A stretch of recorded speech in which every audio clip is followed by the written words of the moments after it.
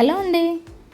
ఈ సమ్మర్లో సూపర్ టేస్టీగా అండ్ హెల్తీగా చాలా క్విక్గా ప్రిపేర్ చేసుకునే ఒక డ్రింక్ని అయితే నేను చేసి చూపిస్తున్నాను. అదేనండి మొహబ్బత్ కా షర్బత్. దీని టేస్ట్ ఒకసారి చూసారంటే మీరు మళ్ళీ చేసుకొని తీసుకుంటారు, అంత బాగుంటుంది. ఈ ప్రాసెస్ అయితే చాలా సింపుల్గా ఉంటుంది. ఇప్పుడు ఎలా చేసుకోవాలో మనం తెలుసుకుందామా? Welcome to my channel.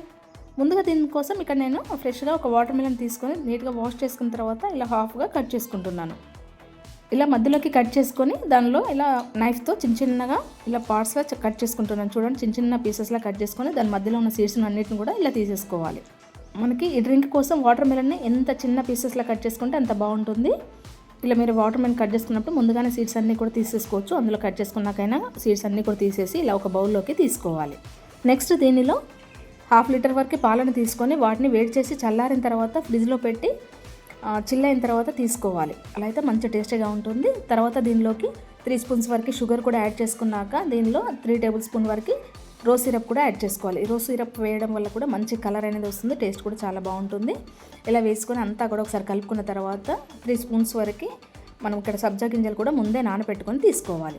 ఇవి యాడ్ చేయడం వల్ల కూడా మంచి కలర్ఫుల్గా టేస్టీగా మధ్య మధ్యలో తాగుతుంటే చాలా బాగుంటుంది.